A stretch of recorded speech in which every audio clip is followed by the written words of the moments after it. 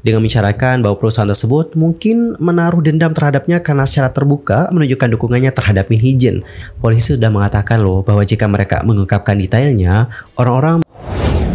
Hola everyone, I'm Mr. Kim. Welcome back to my YouTube channel. Teman-teman yang lagi nonton, gimana nih kabarnya hari ini? Apakah dalam kondisi yang baik saja? Atau mungkin sebaliknya nih, lagi dalam kondisi nggak baik aja ya? Apapun yang terjadi dengan kalian, tetap semangat ya guys. Jangan menyerah, teruslah bangkit. Fighting! Anyway, di video kali ini kita bakal bincang-bincang nih tentang informasi-informasi seputar dunia per-K-popan yang lagi hangat banget nih guys diperbincangkan. Dan langsung aja yuk kita mulai dari topik pertama. Di topik pertama kita bakal bahas tentang bagaimana netizen Korea yang mengungkapkan kebingungannya. Kenapa sih untuk kasus Taeil itu nggak diungkapkan? Nah Yorobun, seperti yang kalian tahu bahwa sebelumnya dalam sebuah unggahan yang dibagikan oleh SM Entertainment di akun sosial media resmi mereka, agensi Big 3 itu telah mengumumkan bahwa Taeil telah keluar dari NCT. Adapun alasan dibalik keluarnya Taeil yang disebutkan dalam announcement itu adalah terkait dengan bagaimana tindak kejahatan seksual. Setelahnya, Taeil diberitakan muncul di kantor polisi Bang Bae di Seoul pada tanggal 28. Kemudian ia lantas diinterogasi. Polisi mengatakan mereka menangkap Taeil setelah menerima laporan dari korban pada tanggal 13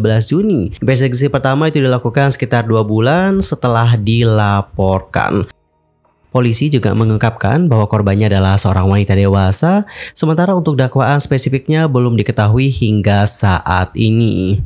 Dan pada akhirnya inilah yang membuat seorang OP mengangkat topik diskusi mengenai hal tersebut di salah satu komunitas online Korea. Dalam unggahannya nih, OP itu menuliskan seperti ini guys. Fakta bahwa mereka masih tak memberitahu kita apa yang terjadi dengan Taeil adalah film horor yang sebenarnya. Bahkan nggak ada satupun artikel lanjutan. Alright, jadi seperti itulah bagaimana postingan dari si OP. Dan melihat bagaimana postingan tersebut, berikut adalah bagaimana reaksi dari netizen-netizen Korea yang lainnya. Bahkan orang yang tidak dikenal seperti TST memiliki artikel tentang SA yang terungkap. Bahkan belum seminggu sejak penyelidikan pertama polisi dilakukan, polisi telah menetapkan bahwa jika rincian kasusnya dipublikasikan, masyarakat umum itu dapat menebak siapa korbannya. Oleh karena itu, korban harus dilindungi selama penyelidikan berlangsung dan proses penyerahan ke jaksa penuntut. Alright, dari komentar ini dapat kita simpulkan ya guys, kenapa untuk rincian kasusnya itu nggak dipublikasikan. Karena kalau dipublikasikan nih, takutnya nanti masyarakat umum menebak-nebak. Setelah itu, identitas korban bisa saja terungkap. So, dikarenakan itulah untuk polisi belum mengungkapkan bagaimana rincian kasusnya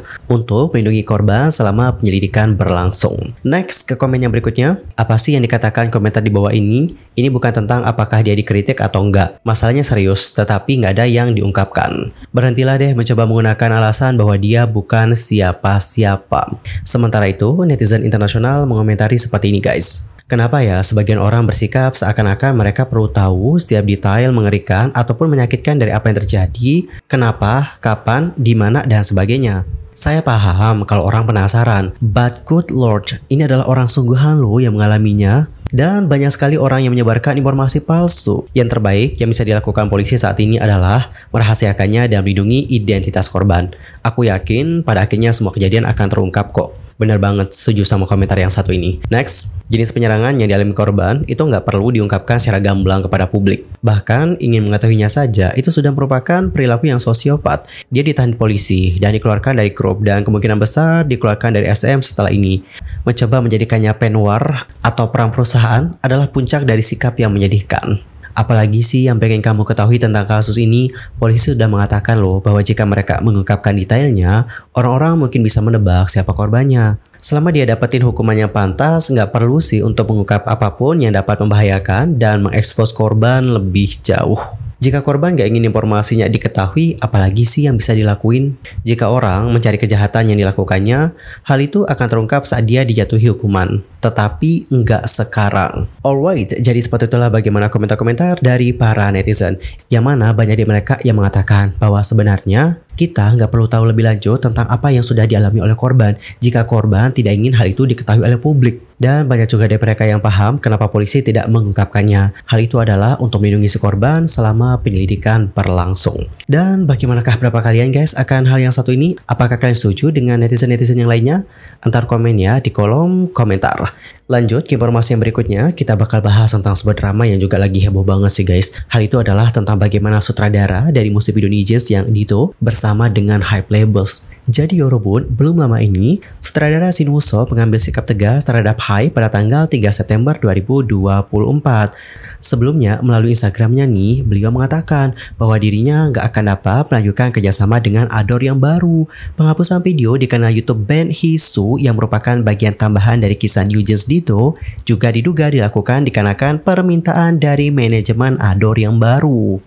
Buat yang belum tahu soal manajemen Adore yang baru, mungkin bisa nonton video yang ini ya guys. Di video itu, kita sudah bahas bahwa Min Hee-jin itu sekarang nggak lagi jadi CEO dari Adore, tapi dia masih di Adore guys untuk ngurus New Jeans. Lanjut ke permasalahan dari sang sutradara bersama dengan HYBE. Jadi di Yorobun, sebagai tanggapannya, Adore itu mengklaim bahwa mereka tidak meminta Dolphiners Film dan juga Shin Woo-seok untuk menghapus video tersebut, tetapi hanya meminta mereka untuk berhenti mengunggah lagi. Adore juga mengklaim nih bahwa Shin Woo-seok melanggar hak artis dengan mengunggah video tersebut tanpa izin. Setelah itu, Shin Woo-seok membantah klaim Adore dan membalasnya dengan sikap yang tegas. Dia mengklaim bahwa video itu telah disetujui kok sejak awal. Lebih lanjut, Shin Woo-seok mengatakan seperti ini guys. Apa sih yang sebenarnya kamu katakan? Aku mengkonfirmasikannya secara daring sekali lagi mengenai kesepakatan antara kami untuk mengunggah potongan sutradara. Pada saat itu, untuk membuat karya tersebut, ketiga perusahaan sepakat kok untuk mengunggah potongan sutradara di saluran dari Dolphiners Film. Namun, Adore yang baru itu berbohong, mengklaim bahwa kami mengunggah potongan sutradara tanpa izin.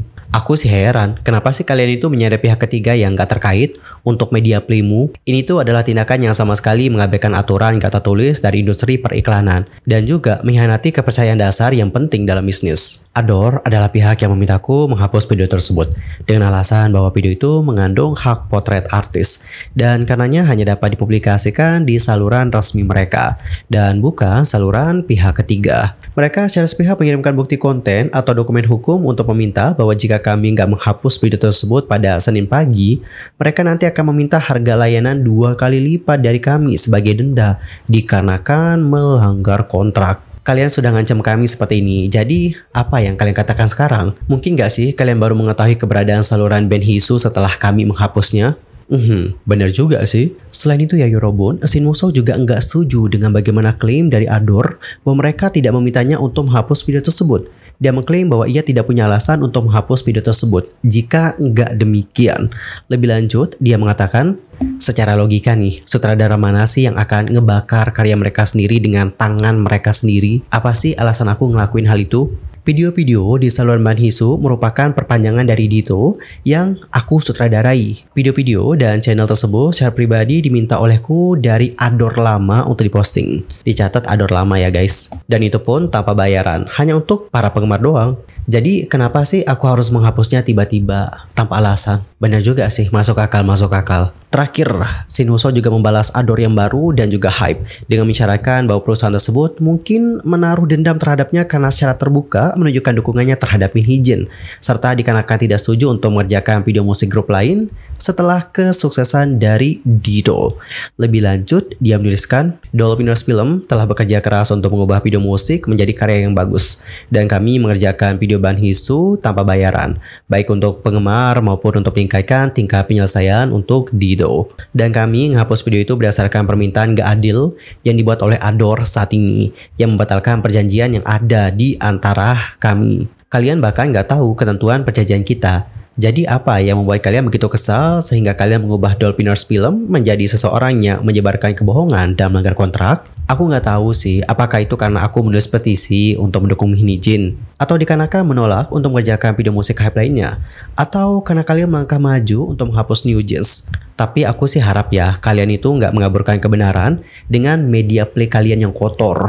Bahkan jika aku ngatain ini, aku tahu kalian akan melakukannya lagi. Alright, jadi seperti itulah bagaimana statement dari Shin Woo-seok.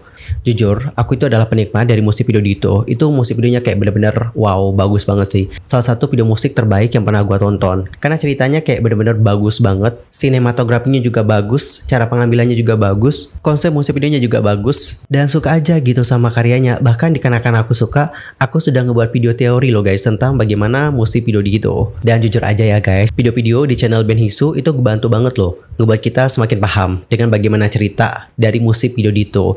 So pas ini dihapus, aku jujur sih agak kecewa juga sih. Dan seandainya kalau pihak agensi merasa bahwa ini tuh seperti kayak melanggar hak potret artis mereka, kenapa sih nggak dari awal aja gitu? Ini kan videonya udah berapa lama ya guys? Ini udah 1 tahun gak sih? Yeah, I think so. Udah 1 tahun lebih kan. Kenapa baru sekarang ya? Kenapa sih nggak waktu pertama kali diupload aja gitu? Bukannya pada kala itu banyak juga ya yang ngebahas tentang video-video di channel Ben Hiso. Terus kenapa ya pada kala itu nggak dipermasalahin? Kenapa baru sekarang ya? Kenapa dipermasalahin? Pas terjadi perubahan di manajemen Adore yang baru? Why? Well, mari kita tunggu saja lah ya bagaimana tanggapan dari pihak Adore yang baru dan juga Hype. Bagaimana sih tanggapan mereka atas statement dari Shin Woo-seok? Nanti kita tunggu saja ya guys bagaimana tanggapan mereka. Dan bagaimanakah pendapat kalian akan hal yang satu ini? Apakah kalian juga kecewa dengan penghapusan video di channel Ben Hiso? Ntar komen ya di kolom komentar. Anyway, cukup sekian untuk hari ini dan kita akan jumpa lagi di video berikutnya dengan informasi terbarunya. Aku mohon maaf juga kalau ada kesalahan baik itu dalam ucapan, sikap, tindakan, dan sebagainya. I'm so sorry banget. Sampai jumpa ya guys dan selamat beraktivitas. Goodbye everyone. Bye-bye.